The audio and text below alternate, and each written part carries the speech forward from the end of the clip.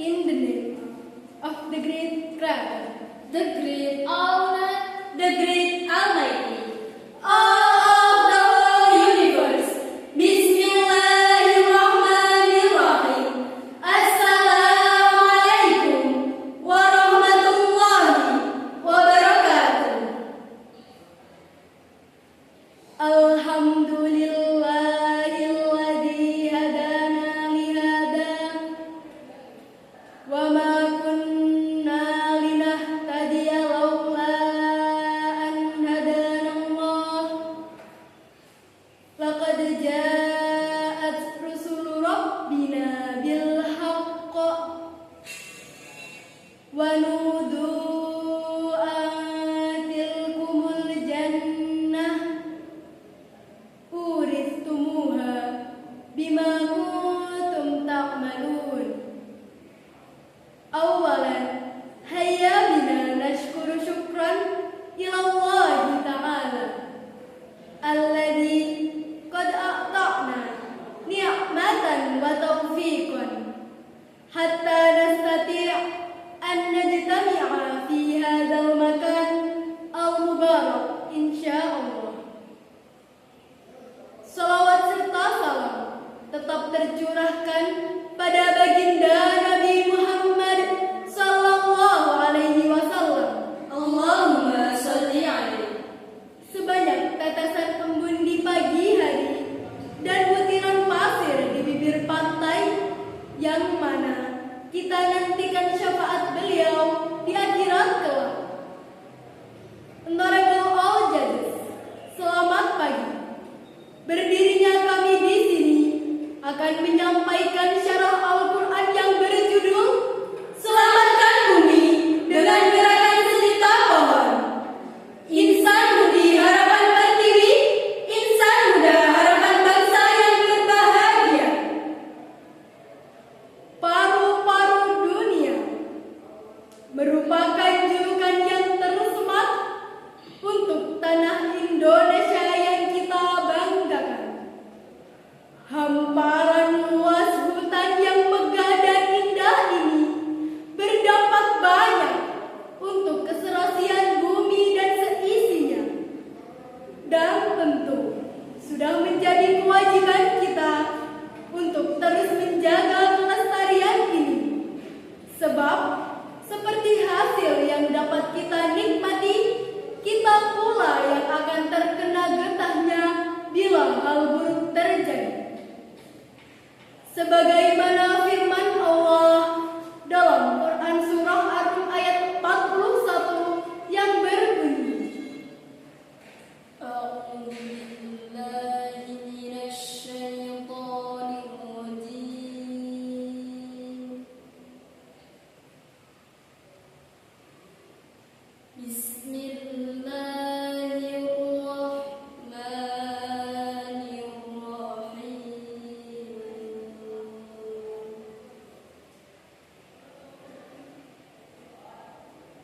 ظهر الفساد في البر والبحر بما كسبت أيدي الناس ليذيقهم بعض الذي عملوا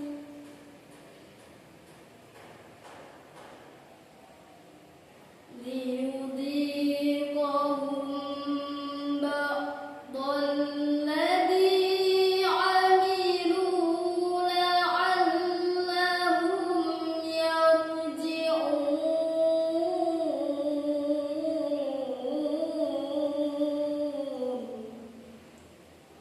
Aku berlindung kepada Allah dari godaan syaitan yang terkutuk dengan menyebut asma Allah yang Maha Pengasih, Maha Penyayang. Telah tampak kerusakan di darat dan di laut disebabkan perbuatan tangan manusia. Melalui hal itu,